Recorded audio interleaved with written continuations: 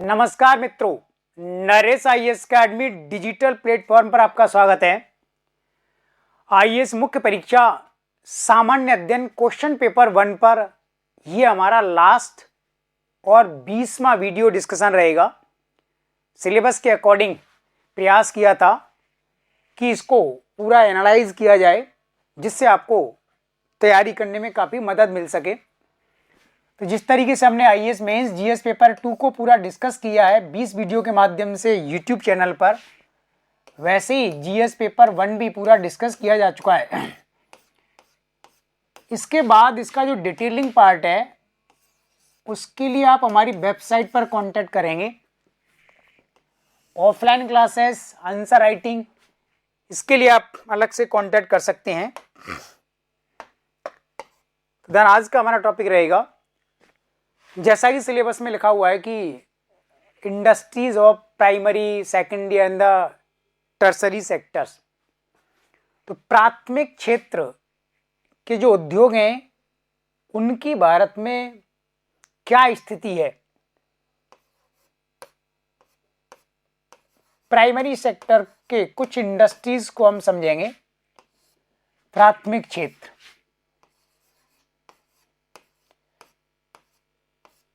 और primary sector में ये जो इंडस्ट्रीज हैं इनको आप डिवाइड कर सकते हो मुख्यतः 4 सेक्शन में। सबसे पहला एग्रीकल्चर, कृषि। कैसे आप इस टॉपिक को कवर करेंगे, क्या आपको पढ़ना है इसमें। दूसरा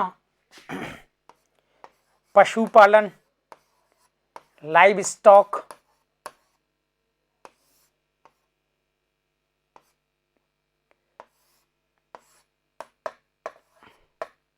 तीसरा मत्स्य पालन,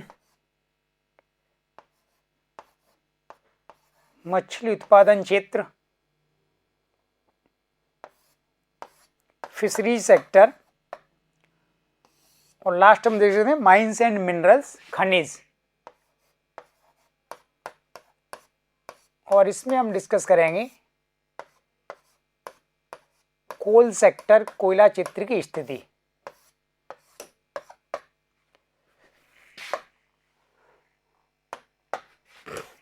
देखिए, टॉपिक तो काफ़ी बड़ा है, लेकिन फिर भी एक अप्रोच बनाने का प्रयास करेंगे। तो जिस तरीके से प्राइमरी सेक्टर को हम डिस्कस करेंगे, तो वैसे ही फिर आप अपनी तरफ से सेकेंडरी सेक्टर को डिस्कस करना। और पिछले वाले वीडियो में मैं आपको बता चुका हूँ कि सेकेंडरी सेक्टर में भारत में और विश्व में जो भी प्रमुख उद्योग हैं उनका आपको संकेंद्रण और विकेंद्रण ही ढूंढना है, और उन इंडस्ट्रीज में किस प्रकार के चैलेंजेस, प्रॉब्लम्स वर्तमान में आ रही हैं उनको आइडेंटिफाई करना है। कॉम्पिटिटिव बनाने के लिए क्या एडवाइस दी जा सकती है, तो वो मैंने पिछले वाली वीडियो में डिस्कस किया हुआ है। प्राथमिक क्षेत्र में सबसे पहले आता है एग्रीकल्चर। एग्रीकल्चर सेक्टर्स में जीएस पेपर 1 के अकॉर्डिंग आपको जो पढ़ना है कि एग्रीकल्चर सेक्टर की ग्रोथ के लिए भारत में इरिगेशन, सिंचाई का कितना योगदान है। क्या इंडियन एग्रीकल्चर को अभी भी हमें मानसून का जुआ, गैम्बलिंग ऑफ मानसून कहना चाहिए। अर्थात अच्छा मानसून भारत में आएगा तो देन अच्छा एग्रीकल्चर सेक्टर होगा, यानी कृषि में उत्पादन भी ज़्यादा अच्छा होगा। और मानसून अगर फेल कर जाता है तो ऐसी स्थिति में भारत में कृषि क्षेत्र भी प्रभावित होता है। तो एक तो आप इरिगेशन सेक्टर को, यानी सिंचाई वाले टॉपिक को बहुत अच्छे से कवर करेंगे कि संगठित क्षेत्र में सिंचाई की सुविधा अभी भी 35 से 40% बनी हुई है। इट मीन 60 से 65% भारत का कृषि क्षेत्र वर्षा पर आधारित है, और वर्षा की जो मात्रा है वो इंडिया में सर्टेन नहीं है, इसलिए हम इसको मानसून का जुआ कहते हैं। इसका मतलब हम इसमें जुआ खेल रहे हैं। अच्छे मानसून के साथ अच्छी आशा, फेल मानसून के साथ नकारात्मक और निराशाजनक दृष्टिकोण।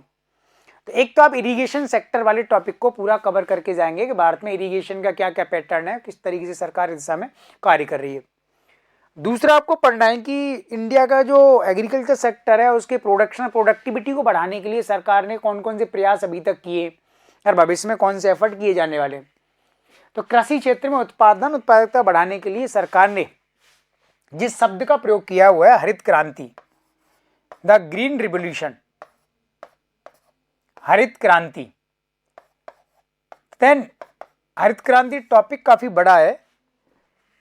1970 के दशक में जब ये प्रयोग शुरू हुआ कि भारत की कृषि को देश के आंतरिक संदर्भ में और अंतर्राष्ट्रीय परिप्रेक्ष्य में लाभदायक बनाना है, तो इसके लिए तकनीकी प्रयास और संस्थागत प्रयास दोनों एक साथ आरंभ किए गए भारत में। संस्थागत प्रयास में भूमि सुधार का प्रयोग, जिसमें चकबंदी, बड़े फार्म बनाना, लैंड होल्डिंग्स का जो विखंडन हो रहा था उसको रोकना और लैंड का डिस्ट्रीब्यूशन करना और लैंड सीलिंग, और इसके साथ साथ अच्छी क्वालिटी के बीज जो अमेरिका मैक्सिको में प्रयोग हो रहे थे, उसके साथ केमिकल फर्टिलाइजर्स और पानी की सुविधा प्रत्येक खेत तक। तो ये जो तकनीक भारत में अपनाई गई 1970 के दशक में, और इसने अचानक से कई फसलों में, चाहे वो गेहूं है, आलू है, मोटे अनाज है, मक्का है, इनके उत्पादन को अचानक से बहुत बड़ी मात्रा तक बढ़ा दिया। और इसे फिर हरित क्रांति कह दिया गया कि एक साथ संस्थात्मक सुधार और तकनीकी सुधार का प्रयोग करने से भारत का कृषि क्षेत्र बहुत तेजी से आगे बढ़ गया, यानी ग्रो कर गया। लेकिन हरित क्रांति के संदर्भ में आपको बहुत डिटेल में पढ़ना है, और मैं यहां पर एक एस्पेक्ट डिस्कस करूंगा, केवल इसके जो प्रभाव हैं हरित क्रांति के। तो हरित क्रांति के प्रभाव, सबसे पहला जो प्रभाव है, पूरे भारत में हरित क्रांति का भौगोलिक दृष्टि से समान प्रभाव नहीं हुआ। मुख्यतः यह पंजाब, हरियाणा, पश्चिमी उत्तर प्रदेश में घटित हुई। बाकी भारत में इसका लाभ उतना नहीं मिला, यानी क्षेत्रीय असंतुलन इसने पैदा किया। पूर्वी भारत की उपेक्षा इसमें की गई। अब इसको उपेक्षा नहीं कह सकते, क्योंकि सरकार ने बाद में हरित क्रांति के स्टेप शुरू किए, स्टेजेस, चरण, पहला चरण, दूसरा चरण, तीसरा, चौथा चरण। तो पूर्वी भारत को बहुत बाद में इसमें शामिल किया गया, और ये सब जानबूझ करके किया गया, क्योंकि पूर्वी भारत और पंजाब, हरियाणा, पश्चिमी उत्तर प्रदेश की स्थिति में काफी सारे अंतर थे। तो पंजाब, हरियाणा, पश्चिमी उत्तर प्रदेश में एक तो फार्म का साइज बड़ा था, खेत बड़े आकार के थे, जहां पर इस तकनीक का प्रयोग किया जा सकता था। पूर्वी भारत में ये स्थिति नहीं थी। दूसरा, इन क्षेत्रों में, पंजाब, हरियाणा, पश्चिमी उत्तर प्रदेश वाले क्षेत्र में बड़े जमींदार, बड़े किसान ज्यादा थे, जो बीज तकनीक, सिंचाई के क्षेत्र में ज्यादा इन्वेस्ट कर सकते थे, जबकि बिहार, बंगाल, उड़ीसा में गरीब किसान ज्यादा थे, छोटे खेत थे, तो देन वो इन्वेस्ट नहीं कर सकते थे। तो सरकार का एक दृष्टिकोण था इसमें कि इस वाले क्षेत्र को हम बाद में शामिल करेंगे, इसलिए ईस्टर्न रीजन पर सरकार ने बाद में तीसरे और चौथे वाले चरण में फोकस किया। तो देन आपको आइडेंटिफाई करना है कि भाई यहाँ के अलावा दक्षिण भारत में देर से क्यों हुआ इसका प्रभाव। तो एक तो रीजनल इम्बैलेंस जो पैदा हुआ था, सरकार ने उसको बैलेंस करने का प्रयास किया। दूसरा, हरित क्रांति कुछ ही फसलों में सफल हुई, सभी रबी फसल, खरीफ फसलों को इसमें शामिल नहीं किया गया था, इसलिए कुछ फसलों का उत्पादन बहुत अच्छा हुआ उस समय, और कुछ फसलों के उत्पादन में कोई ग्रोथ नहीं हुई, जो ठीक नहीं थी, यानी इसने फसल प्रारूप को भी भारत में तेजी से प्रभावित किया।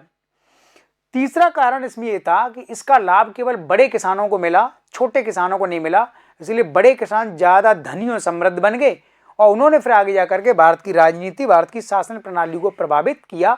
एक क्षेत्र विशेष में संपन्नता बढ़ने से भारतीय समाज पर इसके सकारात्मक और नकारात्मक प्रभाव आगे जाकर के हुए, और बहुत बड़ी मात्रा में भारत में जो ऑर्गेनिक फार्मिंग का स्ट्रक्चर था, यानी जिसमें अपने स्वदेशी बीज, स्वदेशी खाद का प्रयोग किया जाता था, उसके स्थान पर विदेशी बीज जो हाइब्रिड थे, टेक्नोलॉजी से बने हुए थे, संकर प्रजाति के थे, और उनके साथ केमिकल फर्टिलाइजर्स का प्रयोग जब आरंभ हुआ, तो इसने भारत में भविष्य की खेती के सामने कई प्रकार की समस्याएं उत्पन्न की कि अब भारत की जो खेती है केमिकल फर्टिलाइजर्स के अधीन आ चुकी है। तो ये इसका नकारात्मक प्रभाव है कि अब बिना केमिकल फर्टिलाइजर्स के भारत में कुछ फसलों की खेती करना बहुत मुश्किल हो गया है।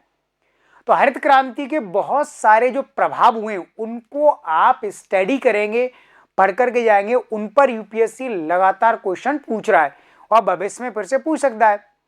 तो हरित क्रांति ने जो दुष्परिणाम उत्पन्न किए सकारात्मक लाभों के साथ साथ, उनको ठीक करने के लिए सरकार अब एवर ग्रीन रिवॉल्यूशन या ग्रीन रिवॉल्यूशन 2.0 दूसरे फेज की सरकार आरंभ करना चाहती थी और सरकार ने दिशा में प्रयास किया। लेकिन फिर भी हम देख रहे हैं कि इंडिया में अभी भी एग्रीकल्चर सेक्टर कुछ क्षेत्रों में क्राइसिस चैलेंजेस फेस कर रहा है। तो देन उन कारणों को भी आपको जानना चाहिए कि उसके आंतरिक और बाह्य कारण कौन कौन से हैं।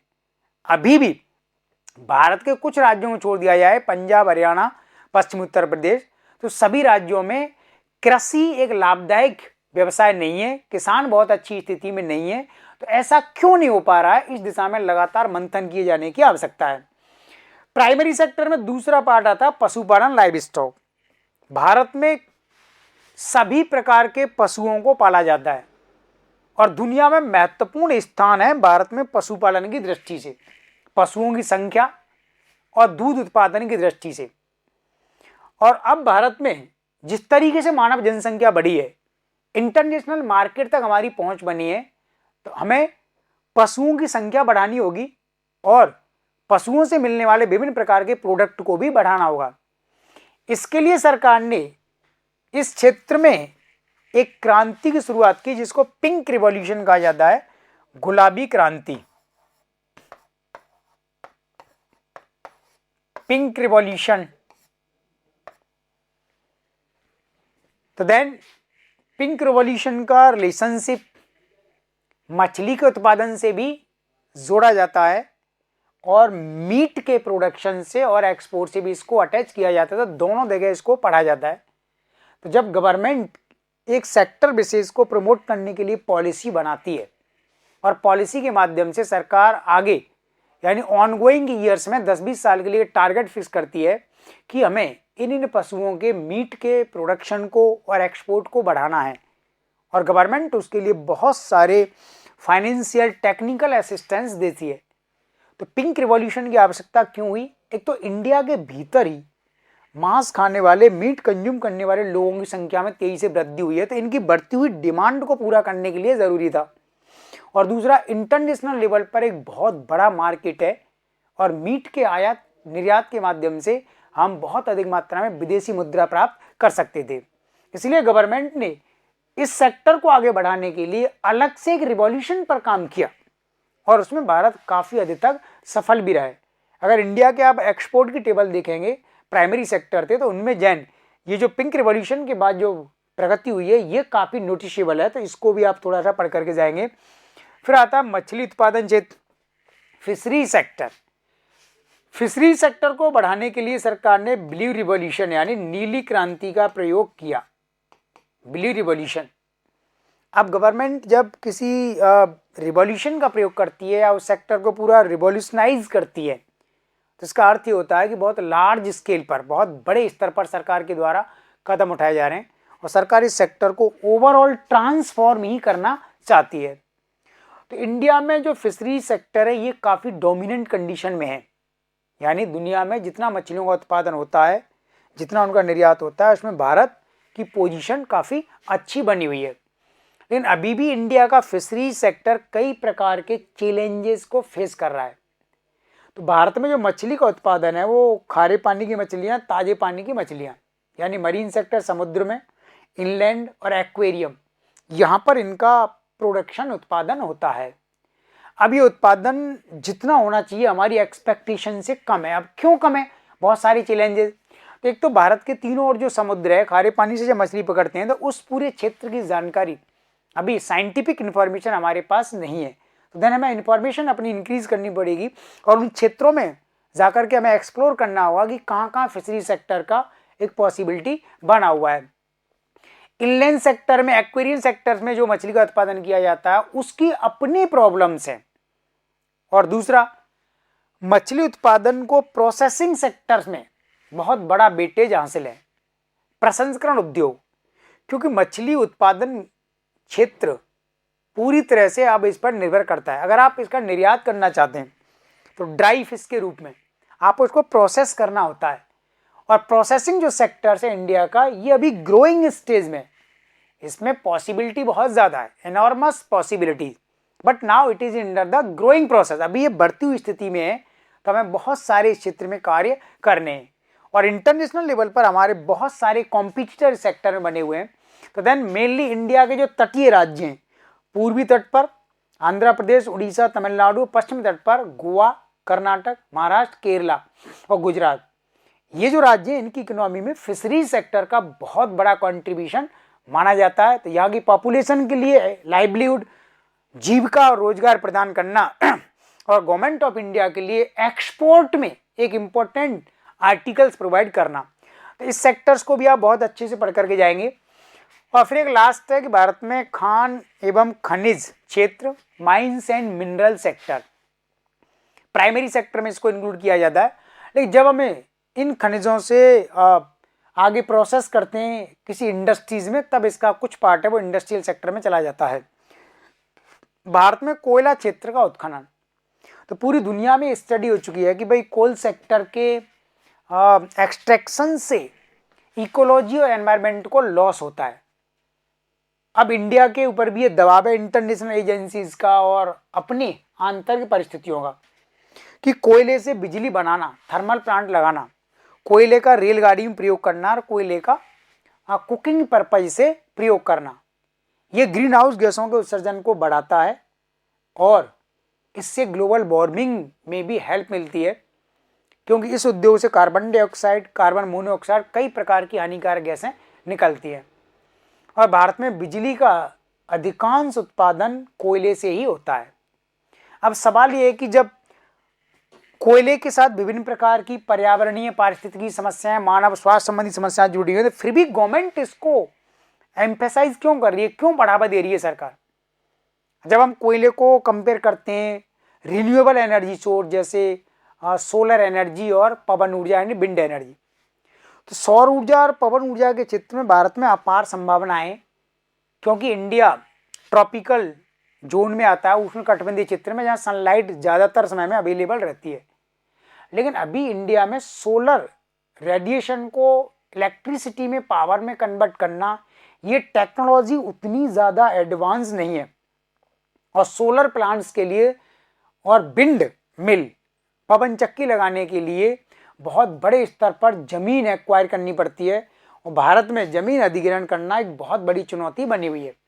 और जमीन को अधिग्रहित करने से अन्य प्रकार की समस्याएं आती हैं कि भविष्य में एग्रीकल्चर लैंड है वो कम हो सकती है और इंडिया की डिमांड एंड सप्लाई है, जो फूड सिक्योरिटी है, वो खतरे में पड़ सकती है। इसलिए हम परंपरागत रूप से यह जानते हुए भी कि कोयला नुकसानदायक है, फिर भी लगातार इस पर अभी डिपेंड करते हैं। दूसरा, जब हम कोयले को कंपेयर करते हैं पेट्रोलियम और गैस से, तो पेट्रोल और गैस मुख्यतः भारत को ये बाहर से आयात करनी होती है। पश्चिम एशिया, मिडिल ईस्ट के कंट्री, ईरान, इराक, कुवैत, संयुक्त अरब अमीरात, सऊदी अरब, वेनेजुएला, दक्षिण अमेरिका महाद्वीप का देश है, इन देशों पर हमारी निर्भरता है। तो एक पर्टिकुलर रीजन है। लेकिन कोयला भारत में ही सफिशिएंट मात्रा में मिलता है, यद्यपि उस कोयले की क्वालिटी अच्छी नहीं है, तो हम बहुत सारा कोयला बाहर से आयात करते हैं। लेकिन कोयला आयात करने के लिए इंडिया के पास स्पेस बहुत ज़्यादा है, किसी खास कंट्री पर, किसी खास रीजन पर डिपेंड हमको नहीं करना पड़ता, लेकिन अन्य चीज़ों के बारे में हमको डिपेंड करना पड़ता है। इसलिए सरकार को कोयले के मामले में ठीक लगता है। और तीसरा, कोयले की जो तकनीक है, कोयले से बिजली बनाना, कोल का जो यूज़ करते हैं डिफरेंट पर्पज से, ये बहुत परंपरागत तरीका है। तो ये गवर्नमेंट ऑफ इंडिया के लिए काफ़ी हेल्पफुल है, इसलिए सरकार इसको लगातार वेटेज दे रही है, ये जानते हुए भी कि ये नुकसानदायक है। तो कोल सेक्टर को कई तरीके से पढ़ेंगे कि इसका सेंट्रलाइजेशन, डिसेंट्रलाइजेशन कहाँ पर है, क्यों है, कोयला उद्योग को क्या हम रिप्लेस कर सकते हैं सोलर एनर्जी के द्वारा, पवन ऊर्जा के द्वारा, न्यूक्लियर सेक्टर्स के द्वारा या किसी अन्य सेक्टर के द्वारा। अगर कर सकते हैं तो then how much time will you take to replace they, कितना समय, कितने वर्ष आपको लगेंगे, और क्या सरकार उस दिशा में काम कर रही है? डेफिनेटली सरकार इस दिशा में काम कर रही है बहुत तेजी से। लेकिन टेक्नोलॉजी संबंधी जो समस्या है और फाइनेंशियल प्रॉब्लम, इंफ्रास्ट्रक्चर की जो प्रॉब्लम है, सरकार को डिसीजन लेने में कहीं ना कहीं विलंब कराती है और इसलिए सरकार की जो योजना है टाइमली पूरी नहीं हो पाती। लेकिन फ्यूचर में गारंटीड कुछ सालों में हम कोयला उद्योग को पूरी तरह से रिप्लेस कर पाएंगे, क्योंकि ये जीवाश्म ईंधन है और ये एक ना एक दिन जरूर समाप्त होगा। लेकिन कुछ अन्य जो सोर्स हैं उनकी लॉन्गिविटी काफी ज्यादा है। तो प्राइमरी सेक्टर्स को आप इस तरीके से अगर कवर करते हैं तो काफी सारी हेल्प आपको मिलेगी कि अच्छा मुझे ऐसे पढ़ना है, फिर आप सेकेंडरी सेक्टर को कवर करेंगे, देन टर्सरी सेक्टर को। ठीक है, बहुत ज्यादा डिटेल में तो मैं अपने वेबसाइट वाले वीडियोज में इन चीजों को डिस्कस करूंगा मैप के थ्रू। ओके, धन्यवाद।